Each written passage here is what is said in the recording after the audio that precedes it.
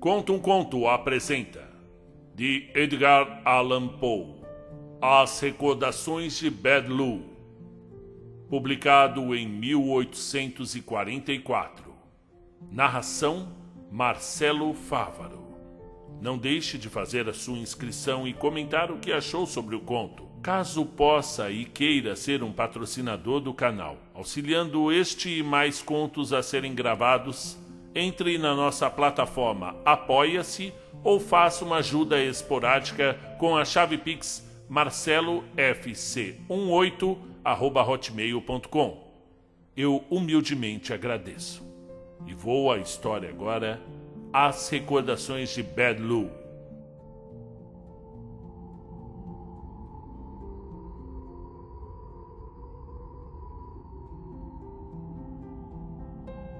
Nos fins do ano de 1827, quando eu vivia perto de Charlottesville, na Virgínia, conheci casualmente o Sr. Augusto Bedlu. Desde o primeiro momento ele despertou-me curiosidade e interesse.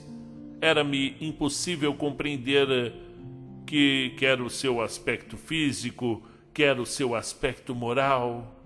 Eu não consegui obter nenhum pormenor positivo acerca da sua família. De onde vinha, não soube nunca. Quanto à idade, parecia jovem e até aladeava a juventude, mas havia momentos em que ninguém hesitaria em dar-lhe uma centena de anos. Mas o mais estranho nele era o seu aspecto exterior. Extraordinariamente alto e delgado, curvava-se muito a andar. Tinha a testa enorme, a boca larga e flexível, e os dentes, embora sãos, eram os mais irregulares que eu jamais vi numa boca humana. No entanto, a expressão do seu sorriso não era desagradável, como podia supor, mas exprimia uma profunda melancolia, uma tristeza constante. Os olhos eram grandes e redondos como os de um gato, e até as pupilas tinham contrações e dilatações proporcionais ao aumento e à diminuição da luz, exatamente como acontecem com os felinos. Nos momentos de excitação, essas pupilas tornavam-se brilhantes e até um ponto inconcebível e pareciam emitir raios luminosos nascidos de um fogo interior. Habitualmente, porém, permaneciam opacos, lembrando os olhos de um morto enterrado há muito tempo. Todas essas particularidades pareciam incomodá-lo muito e aludia constantemente a elas um estilo meio explicativo, meio justificativo que, à primeira vez que se ouvia, impressionava penosamente. No entanto, acostumei-me bem depressa a isso e não voltei a sentir o menor mal-estar quando ele falava. Tinha a obsessão de insinuar, mais do que afirmar positivamente, que fora sempre diferente do que era agora, e que uma longa série de ataques nervosos lhe haviam transformado a sua antiga beleza pessoal.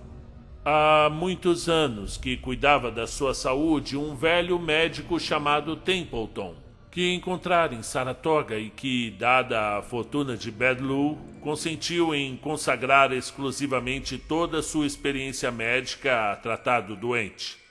O Dr. Templeton, que teria aproximadamente 70 anos, viajara muito durante a sua juventude e foi em Paris um dos discípulos mais entusiastas das doutrinas de Mesmer.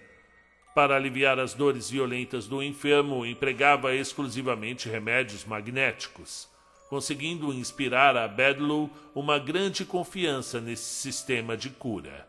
Além disso, o doutor, como todos os entusiastas de uma causa ou de um sistema, tinha conseguido fazer de Bedlu um perfeito prosélito e conseguira, por fim, que ele se submetesse a toda espécie de experiências. A sua repetição dera como resultado qualquer coisa que, naquela época, ainda era muito rara na América. Refiro-me à relação magnética, cada vez mais absoluta e forte, que se estabeleceu entre o Dr. Templeton e Bedlu.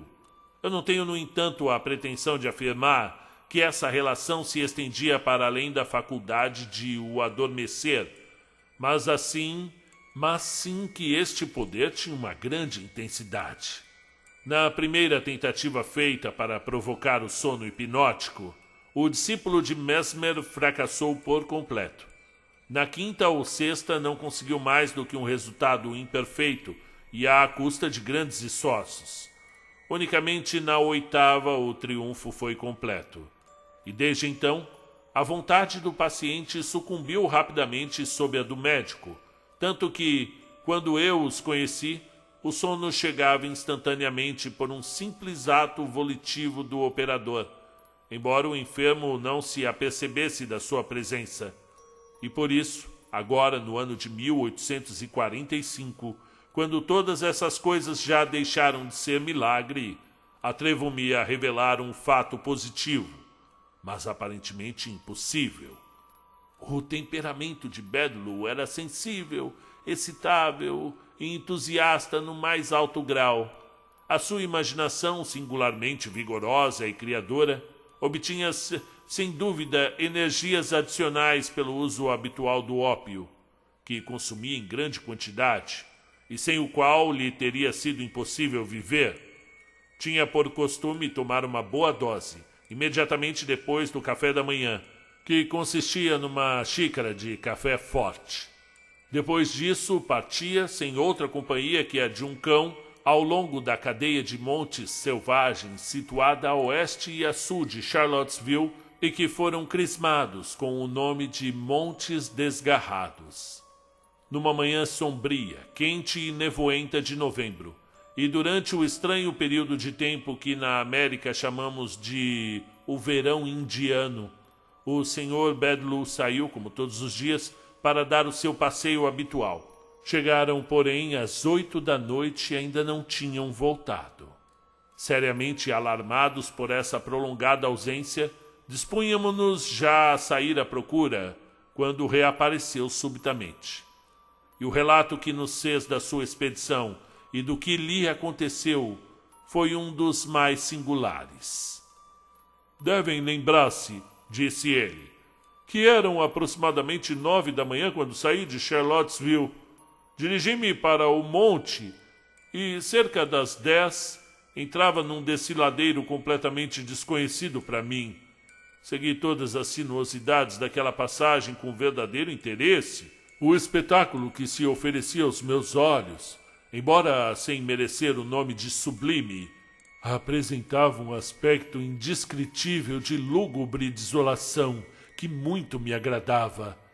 A solidão absoluta tinha qualquer coisa de virginal. Saboreava o prazer de imaginar que ninguém antes de mim ali pusera os pés.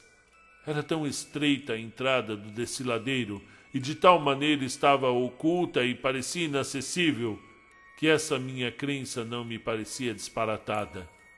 A bruma espessa e tão singular, características do verão indiano, estendia-se pesadamente sobre tudo, e era tão densa que não se distinguiam os objetos a 12 jardas de distância.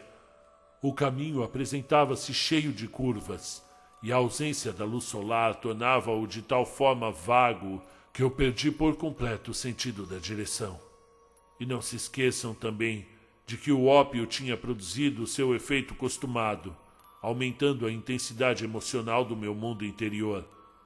O estremecer de uma folha, a cor de uma hastezinha de erva, a forma caprichosa de uma moita de trevo, o zumbido de uma abelha, o brilho de uma gota de orvalho, o suspiro do vento, os vagos perfumes que vinham do bosque, produziam-me um mundo de sugestões, uma procissão mágica de pensamentos desordenados e rapsódicos.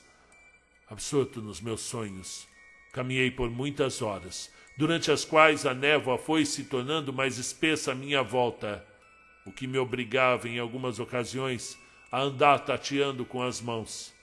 Um indefinível mal-estar, uma espécie de irritação nervosa que fazia estremecer o corpo, apoderou-se de mim. Houve um momento em que eu tive medo de avançar e de me precipitar em algum abismo. Lembrei-me também das estranhas histórias dos montes desgarrados, das raças selvagens que habitam seus bosques, da sua selva e das suas cavernas. E de súbito, a minha atenção foi atraída pelo rufar de um tambor. E como é natural, eu fiquei estupefato. Um tambor naqueles sítios era uma coisa insólita. Não me surpreenderia mais o soar da trombeta do arcanjo. Mas não tive tempo de continuar a minha perplexidade, porque outro fato mais extraordinário chamou a minha atenção, pois eu senti aproximar-se um tinir estranho, como que produziria um molho de chaves batendo uma nas outras. E quase imediatamente passou à minha frente, soltando um grito agudo, um homem meio nu, de rosto muito escuro. Passou tão perto de mim que eu senti na face a sua respiração ardente. Levava na mão um objeto feito de anilhas de ferro, que ia sacudindo à medida que corria. Mal desaparecera na névoa quando, arquejante, se lançou em sua perseguição uma fera enorme, com as fauces abertas e os olhos em brasa. Conhecia logo. Era uma hiena. A vista desse monstro, em vez de aumentar o meu terror, tranquilizou-me, porque então eu fiquei convencido de que sonhava e fiz todos os esforços para despertar. Comecei a andar mais rapidamente que antes, esfreguei as pálpebras, gritei muito alto, belisquei-me nos braços e, aproveitando uma pequena fonte que eu encontrei, lavei as mãos, a cabeça e o pescoço. Senti dissiparem-se as sensações equívocas que até aí me tinham atormentado. E pareceu-me até, ao voltar a mim, ser um homem completamente diferente. Já em melhor disposição de ânimo, eu continuei a andar pela senda desconhecida. Não tardei a sentar-me junto de uma árvore, quase esgotado pelo exercício e pelo peso da pressão atmosférica. E naquele momento apareceu um tênue raio de sol, que recortou a sombra das folhas sobre a erva vagamente. Olhei espantado para essa sombra e depois levantei os olhos. A árvore era uma palmeira. Ergui-me rapidamente num estado de agitação terrível. Já não podia atribuir ao sono o que eu via. Tinha certeza de estar de pleno uso das minhas faculdades e, no entanto, os sentidos traziam à minha alma um mundo de sensações inéditas e singulares. O calor era intolerável. A brisa tinha um perfume penetrante.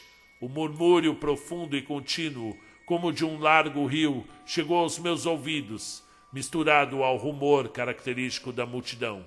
E enquanto eu escutava, o vento, como uma varinha mágica, dissipou a névoa que cobria a terra, e eu encontrei-me num vale através do qual passava majestosamente um grande rio, ao pé de uma montanha enorme. Nas margens do rio, erguia-se uma povoação de aspecto oriental, como as descritas em As Mil e Uma Noites, mas com um aspecto ainda mais estranho, porque do sítio onde eu estava colocado, muito acima do nível da povoação, podia observar todos os seus aspectos como se estivessem desenhados num mapa. As ruas eram inumeráveis e entrecruzavam-se irregularmente em todas as direções, largas como avenidas e cheias de gente.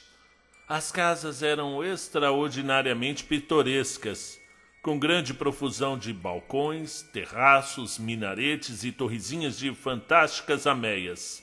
Eram numerosos os bazares, e as mais ricas mercadorias eram exibidas neles com enorme abundância.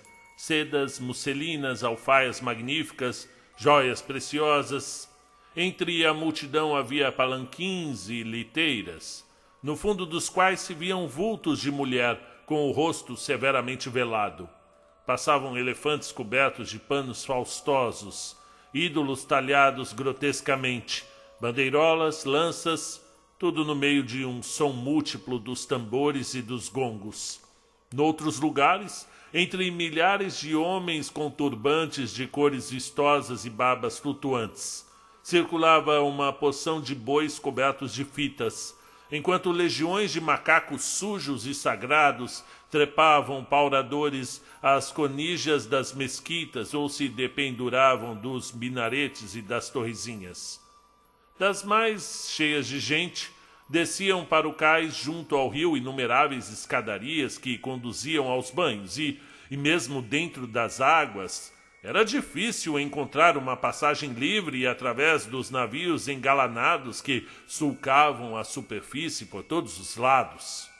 Na parte exterior dos muros da cidade havia majestosos bosques de palmeiras e coqueiros e de outras árvores seculares, gigantescas e solenes. Aqui e ali avistava-se um arrozal, a cabana de um camponês, uma cisterna, um ou outro templo solitário, ou a silhueta pura e graciosa de uma moça dirigindo-se para o rio com o cântaro biblicamente pousado na cabeça. Você fica a pensar que tudo isso talvez seja um sonho. De forma alguma.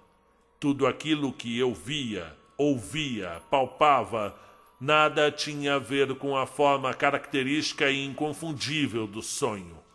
Quando alguém sonhando dá conta do seu estado, a sua suspeita não deixa de confirmar-se e a pessoa adormecida desperta imediatamente. É a afirmação de Novalis, quando ele diz que estamos mais perto de despertar quando sonhamos que sonhamos.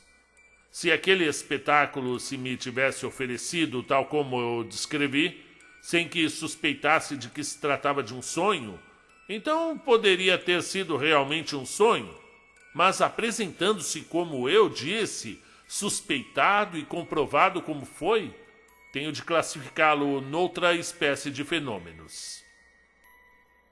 Nisso eu creio que o senhor se engane, observou o Dr. Templeton. Mas continue. O senhor dizia que se levantava e se dirigia para a cidade. Auguste Bedloe olhou profundamente para o doutor. Justamente, doutor. Como o senhor diz, levantei-me e dirigi-me para a cidade. Em breve me encontrei no meio de uma imensa multidão que seguia em determinado sentido, dando mostras da maior agitação.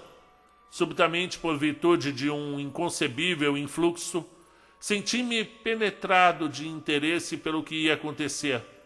Tive até o pressentimento de que ia representar o papel principal sem compreender exatamente qual seria. Um estranho e profundo sentimento de hostilidade fez-me odiar a multidão e fugir dela para entrar na cidade por um estreito e afastado caminho. E tudo à minha volta era tumulto e discórdia.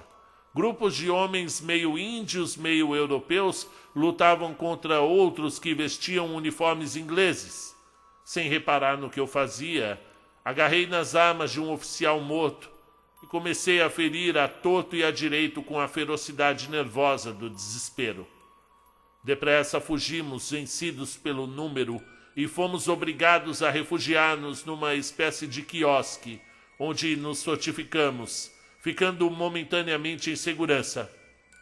E através de uma floresta, no alto do quiosque, eu vi que a multidão, furiosamente enraivecida, assaltava um formoso palácio situado na margem do rio e em breve, de uma das janelas superiores do palácio, eu vi descer uma personagem de aspecto efeminado, que, servindo-se de uma corda feita de turbantes, conseguiu chegar até uma embarcação, na qual fugiu para a margem oposta.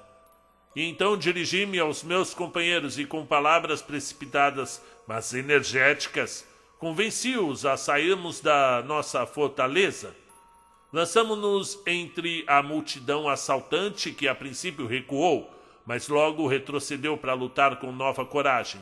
E por fim, vimo-nos perdidos em ruas estreitas, ladeados por altos edifícios que assombreavam e onde nunca chegavam os raios do sol. A população caiu impetuosamente sobre nós, ameaçando-nos com armas e fazendo-nos curvar a cabeça sob uma nuvem de flechas. Eram curiosas essas flechas, semelhantes aos cris retorcidos dos malaios, semelhantes a serpentes, pois são grandes e negros como elas e têm a ponta envenenada. Uma dessas flechas feriu-me na fonte direita. Eu dei uma volta e caí pesadamente. Um mal instantâneo e terrível se apoderou de mim. Agitei-me convulsivamente e tentei respirar. E por fim pareceu-me que eu morria. Suponho, exclamei sorrindo, que o senhor já não se obstinará em teimar que sua aventura não foi um sonho, a não ser que esteja disposto a sustentar que está morto. Esperava, ao anunciar estas palavras, que Bedlu me respondesse artificiosamente, mas, com grande espanto, eu vi-o empalidecer até a lividez, o corpo estremecer-lhe estranhamente e guardar silêncio. E então olhei para Templeton. Estava imóvel na sua cadeira. Os dentes batiam-lhe e os olhos tinha quase fora das órbitas. Continue, disse por fim a Bedlu em voz rouca. Bem, durante alguns minutos, continuou Bedlu, a minha única sensação foi a da noite e a do não ser, com a consciência da morte. E por fim, uma sacudidela violenta e súbita, como um choque elétrico, atravessou a minha alma e recobrei com ela o sentido da elasticidade e da luz. Digo o sentido porque não via a luz, mas sentia. Pareceu-me que abandonava a terra, mas que já não possuía presença corporal, visível e palpável. A multidão retirara-se, o tumulto cessara, a cidade estava tranquila. Debaixo de mim jazia o meu corpo com a flecha cravada na fronte, com o rosto desfigurado e terrivelmente inchado. Mas tudo isso eu não ouvia. Eu sentia. Nada me interessava e parecia-me que nada ter de comum com aquele cadáver. Exaíra-se-me à vontade e pareceu-me que eu voava para fora da cidade, seguindo o mesmo caminho que pisara para entrar nela. Quando cheguei ao desfiladeiro, ao próprio lugar onde encontrara a hiena, senti um novo choque, como o que é produzido pela corrente de uma pilha, e a sensação de peso, de volição e de substância tornou a entrar em mim. Voltei a ser eu mesmo, o meu próprio indivíduo, e orientei rapidamente os meus passos para aqui, mas sem que o que se passara perdesse a energia viva da realidade. E dessa forma, nem sequer por um minuto posso contradizer a minha inteligência, considerando que tudo tenha sido um sonho. E não é, disse Templeton com um ar solene, uma solenidade até profunda, mas seria difícil encontrar o termo que melhor definisse o fenômeno. Suponhamos que a alma do homem moderno se encontra à beira de prodigiosas descobertas psíquicas. Contentemo-nos por enquanto com esta hipótese e vejamos essa aquarela, já que já lhes teria mostrado se um indefinível sentimento de horror não tivesse impedido. E apresentou-nos uma pintura que para mim nada tinha de extraordinário, mas cujo efeito sobre Bedlu foi prodigioso. Apenas a viu e quase desmaiou, e no entanto não era mais do que uma miniatura, um retrato maravilhosamente acabado da sua própria fisionomia tão original. Pelo menos foi isto, naturalmente, o que me ocorreu ao vê-lo. Vejam os senhores a data da pintura, disse Templeton. É bem visível aqui, neste canto. 1780. Foi sem dúvida feita nesse mesmo ano. E trata-se de um amigo meu já falecido, um tal de Oldeb, de quem em Calcutá fui muito íntimo durante o governo de Warren Washington.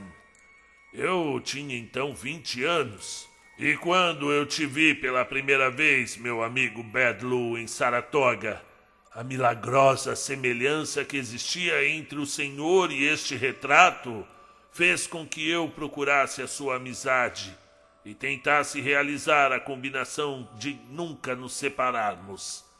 Ao fazer isto, era impelido principalmente não pela triste recordação do falecido, mas por uma inquietação não desprovida de terror e de curiosidade.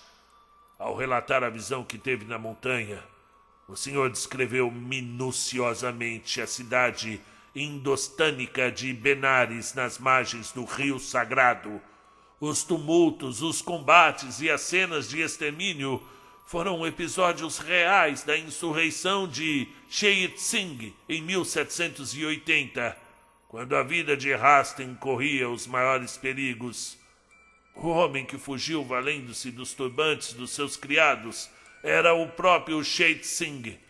A tropa do quiosque era composta por cipaios e oficiais ingleses, capitaneados pelo próprio Hastings. Eu fazia parte desse destacamento e empreguei todos os esforços para impedir a imprudente e fatal saída do oficial, que caiu morto pela flecha envenenada de um bengali. Esse oficial era o meu queridíssimo amigo Oldeb. O senhor verá por esse manuscrito. E o narrador mostrava um livro de notas de que algumas páginas pareciam de data muito recente.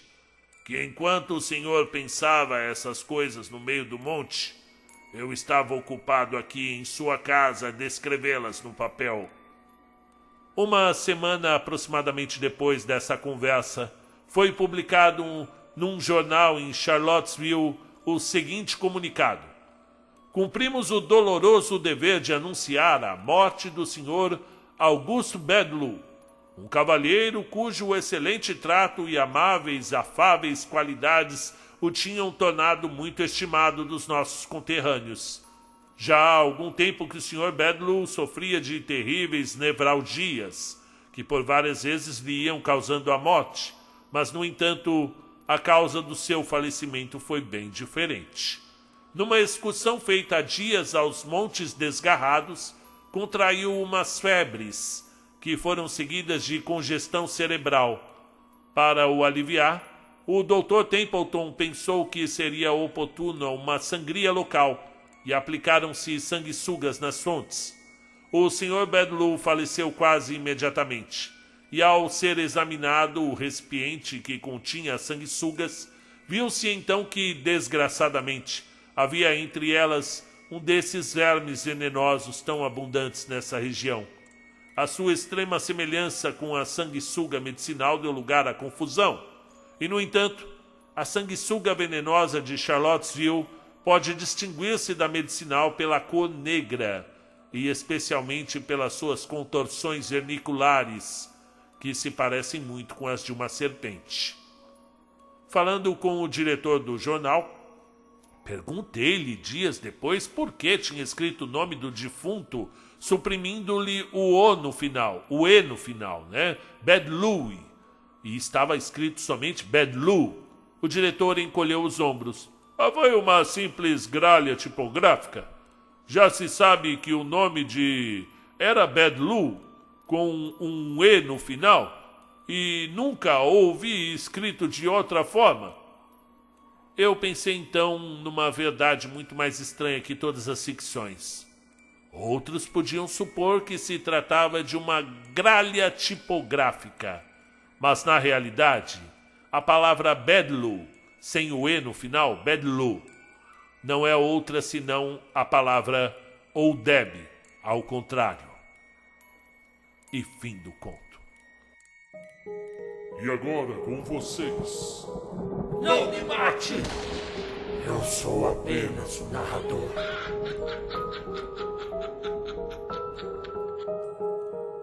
As Recordações de Bedloe, ou Oldeb, publicado em 1844. Edgar Allan Poe, história de Edgar Allan Poe, que, gente, poxa vida, ó, aqui no Não me mate, não me mate, eu sou apenas um narrador. Isso aqui é a base da obra do Lovecraft. O Lovecraft só mudou ali algumas coisinhas, tal. Essa coisa do sonho, de você sonhar a vida de outra pessoa, tudo isso, gente, eu cansei de narrar aqui a história do Lovecraft igualzinha, né? É claro que esta muito mais importante porque ela é a precursora dessas histórias do terror onírico, né? O terror dos sonhos. E só confere aqui, eu não conhecia esse conto, nunca tinha narrado, nunca tinha lido. É o lado B, né, do Edgar Allan Poe, não está presente nos milhares de coletâneas aí que a gente encontra por aí. E que, gente, magnífico, incrível. incrível pela data, pela criatividade inicial, já que, gente, eu cansei de ler, não só do Lovecraft, não quero diminuir a obra do Howard Phillips, mas muitos outros que eu narrei no final do século XIX, as histórias dessa época, começo do século XX, das Weird Tales, e bem interessante, muito interessante aqui. Ele faz um retrato muito... que a gente tem uma oportunidade incrível de saber como eram lá na Índia, né, o cotidiano, as brigas ali e o dia a dia deles, já que há um relato minucioso aqui, né? E muito rico esse conto. Eu gostei. O que você achou desse conto? Você já teve sonhos assim de estar na vida de outra pessoa, em outro lugar, numa cidade que você não conhece, mas que você está vivendo uma vida ali que não é sua?